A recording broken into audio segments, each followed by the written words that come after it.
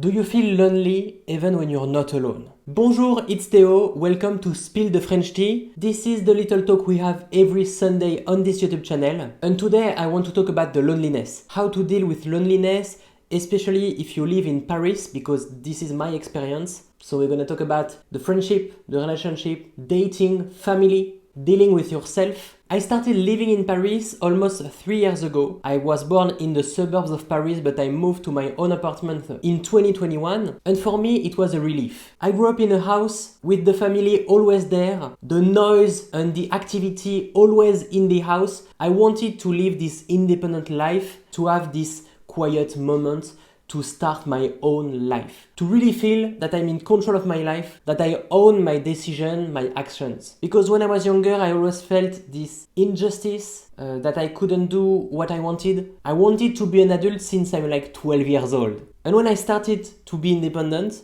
to earn money, to pay the rent, that's not the best part. To have my own life as an independent adult, it was a relief for me. It was the best thing on earth. And when I think about my childhood, I'm not nostalgic at all. I really love to be an adult. So I'm pretty good to deal with loneliness. I love to be alone. I also need that. Like I need these lonely moments where I edit my videos, where I'm just thinking with myself, where I can be quiet and I don't hear the noise of the world. So I really cherish this moment when I'm alone. But on the other side, I can feel really lonely sometimes. Every week I can see a lot of people, I have a lot of friends, but when I'm back home, I'm alone. No one is waiting for me. When I was younger, there was my family, and I was annoyed by that because I wanted to be alone, and now that I'm alone, I want maybe to create my own family, to have someone, to build something with someone, to build a relationship, to have someone waiting for me when I'm back. That sounds really sad like that. Right now that sounds really sad, but don't worry, I'm okay. Many people living in Paris can feel really lonely, especially if you don't speak the language, if it's not your home city. You can feel really lost because there are so many opportunities, so many people, that everyone is rushing somewhere. There is not really a place where you can feel at home because your home is always moving. When you live in Paris, everything is moving quick, and it's a life that I always dreamed about. I wanted this life full of opportunities, meeting a lot of people. I love that. But on the other side, it can feel a bit overwhelming because you meet many people, but people don't really know you. You don't create an intimate link with that many people. You can go out a lot, live many experiences, but at the end, you miss something more true to yourself, something more intimate. I think that in many big cities, we lack this intimate feeling, like building something with someone. It can be with the commitment, it can be in a long relationship, to feel that someone is waiting for you. It's maybe because of our generations, because we are young, but we are adults and we are really active and we have many things to do really young. Like when you are 18 years old, you have to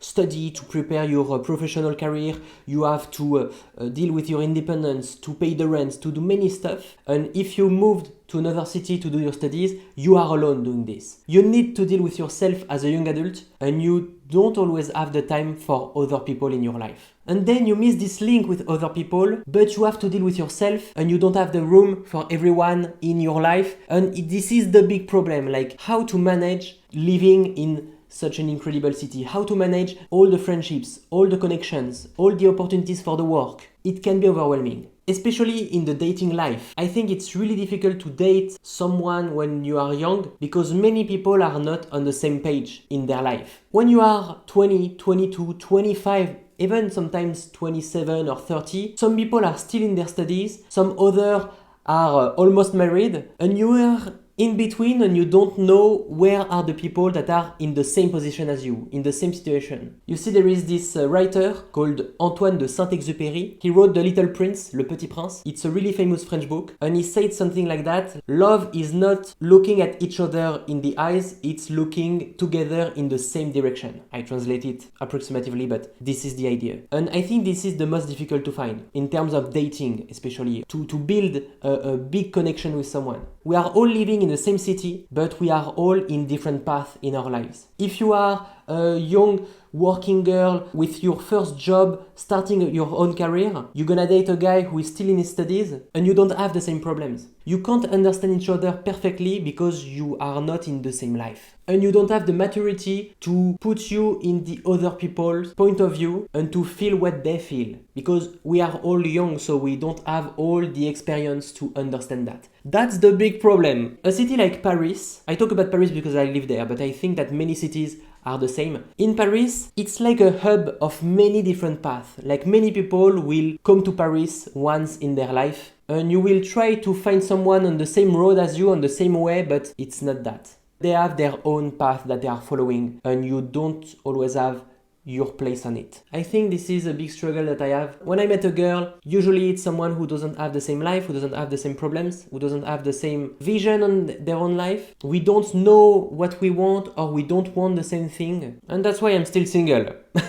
And I can feel lonely sometimes. Even if I have a lot of friends and really, really good and strong friendships, like the real friendships, I have them, and that's incredible. But on the other side, I can also feel weird with other people, with my friends, because almost all of them are their life with their girlfriend for 4 years. They have an apartment together, so they have incredible lives, and I'm like, am I late compared to them? But when I'm feeling that, and I think that many of you can feel that also, when I'm feeling that I'm late, I'm always telling me that I'm still young. I'm 23. I don't have to figure out everything right now. This is not the day, this is not the time to figure out everything. You will ask older people and they will tell you that they understood some things at 60. Like you still experience stuff all your life and you can't understand everything when you're young. So how to deal with loneliness? How to find someone, how to date in our generations. I have a few tips that I want to put in my life, so I'm gonna share them with you. The first idea is to play the game. Like life is a game, there is a system with rules, and if you don't play it,